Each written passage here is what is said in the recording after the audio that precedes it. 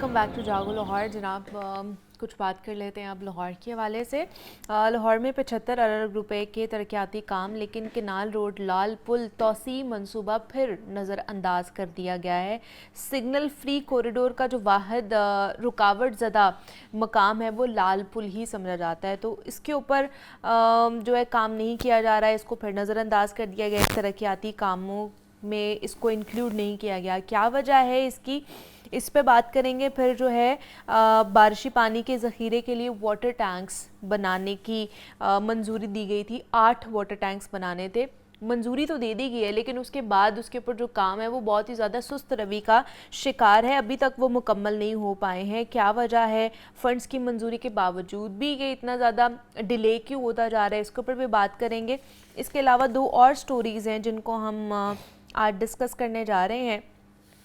सबसे पहले लाहौर में 75 अरब रुपए के तरक्याती काम और जो लाल पुल तोसी मंसूबा है उसके ऊपर बात कर लेते हैं। ज़ैनुल आबदीन हमारे साथ स्टूडियोज़ में मौजूद है, नुमाइंदा लाहौर न्यूज़ हैं। ज़ैन, आपको वेलकम कहते हैं जागो लाहौर में। कैसे हैं, ठीक ठाक हैं आप? अच्छा हूँ मैं, आप बताएं। मैं भी बिल्कुल ठीक ठाक। ज़ैन, 75 अरब रुपए के तरक्याती काम हैं और मतलब कह लें कि पूरे लाहौर शहर के लिए ही ये पैकेज बनाया गया, लेकिन उसमें ये वाला एक जो मंसूबा है ये फिर इल्तिवा का शिकार, बल्कि नज़रअंदाज ही हो गया। 2015 में लाल पुल अंडरपास की मंजूरी दी गई थी, अभी तक ये फ़ाइलों की नज़र होता जा रहा है, फ़ाइलों में ही कहीं बंद पड़ा हुआ है, क्या वजह है इसकी? मुनीबा, सबसे पहले तो मैं आपको इस चीज़ का क्रेडिट देता हूँ कि आपने ऐसे एक क्रॉनिक इशू के ऊपर बात की और मुझे बुलाया कि जो इस वक्त केनाल रोड के जो बासी हैं और जो लोग रिंग रोड का इस्तेमाल करते हैं या रोज़ाना केनाल रोड का सफ़र करते हैं, वो इस लाल पुल से बिल वास्ता या बिला वास्ता मुतासिर हो रहे हैं। लाहौर में जितने सिग्नल फ्री कॉरिडोर बनाए गए या एड ग्रेड वर्क किया गया या सस्टेनेबल डेवलपमेंट मॉडल के तहत तरक्याती काम किए गए, उसमें जो ट्रैफिक रवानी है उसको बेहतर बनाया गया और अभी लाहौर में सिर्फ गिने चुने चोकिंग पॉइंट्स रह गए हैं जिनकी रीमॉडलिंग होना ज़रूरी है। जैसे भाटी चौक, दाता दरबार, वहाँ वो एक चोकिंग पॉइंट है। इसी तरह ये टाउनशिप के कुछ एरियाज़ हैं, कच्चा जेल रोड के एरियाज़ हैं, ये चोकिंग पॉइंट्स हैं, या जहाँ पे सिग्नल मौजूद है वहाँ पे ट्रैफिक रुकती है। और ये एक बड़ा अहम पॉइंट है लाल पुल, जो ट्रैफिक ठोकर न्याज बेग से आ रही है और वो जा रही है टुवर्ड्स मॉल रोड का अंडरपास क्रॉस करके, बीजिंग अंडरपास क्रॉस करके आगे जो फाटक आता है उसको लाल पुल बोला जाता है। जो लोग आपका प्रोग्राम देख रहे हैं या जो इस एरिया के रहने वाले हैं वो अच्छे तरीके से इस लाल पुल से वाकिफ़ हैं। ये शहबाज शरीफ साहब जब वज़ीर आला पंजाब थे तब इस मंसूबे का जो प्लान है वो बनाया गया और उस वक्त पाकिस्तान की तारीख़ का सबसे बड़ा अंडरपास ये बीजिंग अंडरपास बनाया गया। अच्छा। ये धर्मपुरा के मुकाम पर, और उसके साथ ये भी प्लान शामिल किया गया जिसका आप हवाला दे रही हैं कि लाल पुल के मुकाम पर या रीमॉडलिंग कर दी जाएगी या यहाँ पर अंडरपास बना दिया जाएगा। अच्छा। लेकिन बदकिस्मती से ना ही रीमॉडलिंग की गई ना ही अंडरपास बनाया गया और आज 10 साल गुजर चुके हैं, लाल पुल अपनी जगह पर जूं का तूं मौजूद है। नहीं तो इस तोसी मंसूबे में सबसे बड़ी रुकावट क्या है, क्या रुकावट है कि 10 साल हो गए हैं तो ये वहीं का वहीं है? सबसे बड़ी रुकावट तो ये है कि ये शहबाज शरीफ साहब का प्रोजेक्ट था। अच्छा। बीजिंग अंडरपास जब 2014-15 में शुरू किया गया और 2017 में उसका इफ्तिताह कर दिया गया, तो उसके बाद अगले फेज़ में ये लाल पुल के मुकाम पे अंडरपास बनाया जाना था या फ्लाईओवर बनाया जाना था या जो वहाँ पे रेलवे क्रॉसिंग मौजूद है उसको बेहतर किया जाना था। खड्डे वहाँ पे इतने हैं, वहाँ पे ट्रैफिक की रवानी मुतासिर होती है, फाटक के पास जो है बिल्कुल उसको बेहतर कर दें अगर नहीं बनाना है ये। और इसमें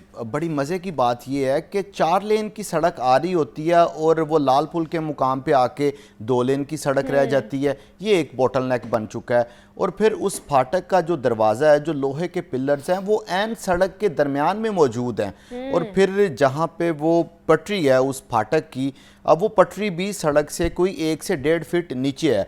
मतलब अच्छा। वो गाड़ी जो भी या बाइक वहाँ से गुजर रही है उसको रोलर कोस्टर के मज़े आ रहे हैं कि पहले वो 1.5 फीट नीचे जाते हैं और फिर वो उसके बाद ऊपर जाते हैं। अच्छा। और ऐसा तो है नहीं कि लोग वो 1.5 फीट खड्डे से गाड़ी तेज़ी से गुजार देंगे। अल्टीमेटली डेड स्लो स्पीड पे जाना पड़ता है 0, 1 या 2 की स्पीड पे, तो उसके बाद पीछे गाड़ियों की लंबी कतार लग जाती है। जो शुरू में मैंने आपको अर्ज़ किया ना कि कैनाल रोड पे सफ़र करने वाले इस लाल पुल की वजह से बिल वास्ता या बिला वास्ता मुंसलिक है। जो ब्रेक लाल पुल के मुकाम पे लगती है ना, उसका इम्पैक्ट वो 21 किलोमीटर दूर ठोकर तक आता है। अच्छा। कि ट्रैफिक अल्टीमेटली स्लो हो जाती है। तो एक तो इसकी रीमॉडलिंग करनी चाहिए, जो ये दरवाजे लगे हुए हैं इनको दूर कर देना चाहिए यहाँ से, मेन सड़क से, और ये रेलवे ट्रैक को बेहतर करने की ज़रूरत है लाल पुल के मुकाम पर। सिर्फ इतना ही कर देना तो शायद ट्रैफिक रवानी थोड़ी सी बेहतर हो जाए। बाकी आपने तोसी मंसूबा जो अभी भी डिले करना है तो आप करते रहे। इतना सा चौकिंग पॉइंट अगर आप बेहतर कर देना तो बहुत हद तक लोगों की आसानी हो जाएगी, जो वहाँ से उन्होंने रोज़ाना की बुनियाद पर गुजरना होता है। अब ये केनाल रोड को, जैसे आपने कहा कि केनाल रोड फ्री कॉरिडोर का एक ही रुकावट है जो लाल पुल तोसी मंसूबा है, लेकिन जो आगे आगे वाली केनाल रोड है उसको तो खूबसूरत बनाने के हवाले से मुख्तलिफ मंसूबे किए जाते हैं। अब जी गुलाबों को सजाया जा रहा है, मुख्तलिफ फूलों की। मैंने सोचा कि केनाल रोड है ना तो उसी को आगे लेकर जाया जाए कि एक साइड पे लाल पुल है, दूसरी साइड पे लाल गुलाब है लगाए जा रहे हैं केनाल रोड पर। हाँ, बड़ा आपने काफिये के साथ काफिया, रदीफ के साथ रदीफ मिला दिया। हाँ। अच्छा, पहले आपकी पिछली बात का मैं वो जवाब दे दूं कि सिर्फ ये रुकावट नहीं है। मैंने कहा था कि अभी ये रुकावट है, बाकी हमारा सब्जेक्ट नहीं था। लेकिन ये हरबंसपुरा से लेके जल्लो तक जो केनाल रोड है वो भी अभी 2 लेन की है, वो भी 3 लेन पर होना ज़रूरी है क्योंकि वो भी एक बॉटल नेक बन रहा है। लेकिन केनाल रोड पर तवज्जो देने की ज़रूरत है, इसलिए मुनीबा तवज्जो देने की ज़रूरत है कि हर शहर की कोई ना कोई एक सिग्नेचर रोड होती है ना, तो ये केनाल रोड इस शहर की सिग्नेचर रोड है। तो इसीलिए यहाँ पर ये लाल गुलाब भी लगाए जा रहे हैं। वैसे सिर्फ लाल गुलाब नहीं है, उसमें ये नारंगी कलर के और येलो कलर के गुलाब भी शामिल हैं। ये बेसिकली वज़ीर आला पंजाब मरियम नवाज शरीफ साहिबा के हुक्म के ऊपर ये केनाल रोड को खूबसूरत बनाने के लिए ये लाल गुलाब लगाने का जो मंसूबा है इसको मुकम्मल कर लिया गया है।